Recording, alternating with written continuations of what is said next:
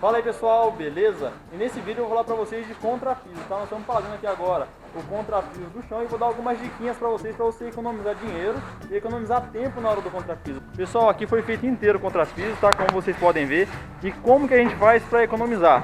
A gente consegue manter um padrão de espessura igual, a mesma espessura do começo até o final. Nesse caso aqui foi escolhido 10 centímetros de espessura o concreto, tendo em vista que a gente ia usar uma malha de ferro, porém aumentou muito o preço.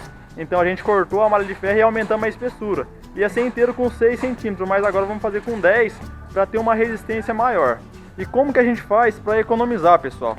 Primeira coisa é a hora de preparar o terreno. É muito importante tomar cuidado para preparar o terreno. Se você olhar, esse terreno aqui, ó, ele está bem irregular, ele está bem certinho. E como que eu faço isso? Agora já está com as mestras feitas, tá vendo? Fora a fora tá com a mestra feita. E para eu conseguir deixar o chão certinho, eu venho talisco inteiro, tá? Talisca, essas madeirinhas aqui, ó, que a gente coloca, tá vendo?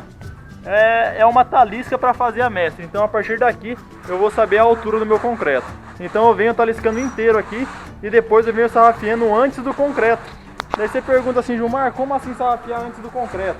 Eu venho sarrafiando por baixo dela. Por exemplo, aqui eu queria uma espessura de 10 centímetros. Então eu venho com uma régua igual essa, uma régua de 8 centímetros, tá vendo?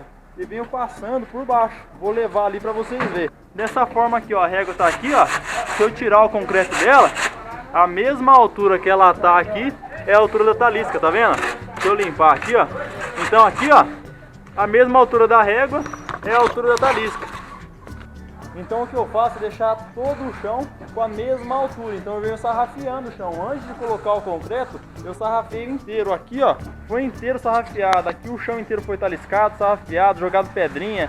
Teve lugar aqui, por exemplo, teve que tirar a terra. Ali também teve que tirar a terra e jogar pra lá.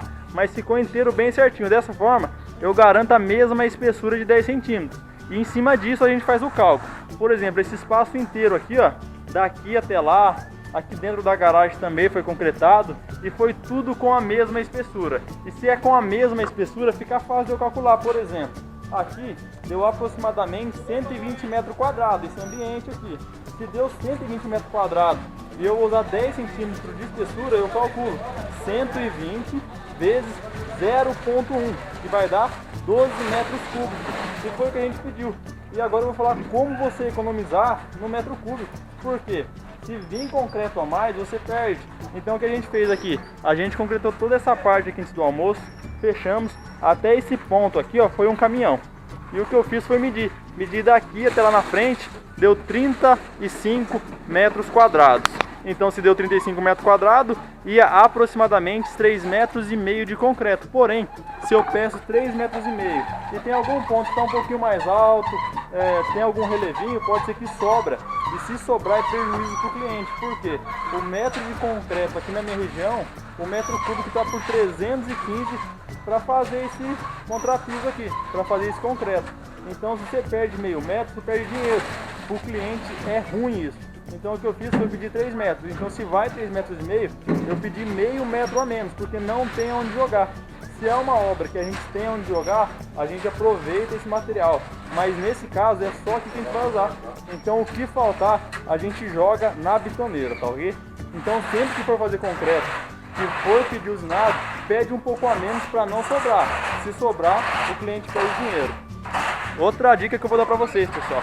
Aqui a gente está com o nosso pedreiro e ele está sarrafiando tudo aqui. Como você pode ver, ele vem com o concreto mole, vem sarrafiando, acompanhando ali as duas mestras e vem sarrafiando. Dessa mesma forma foi feito aqui.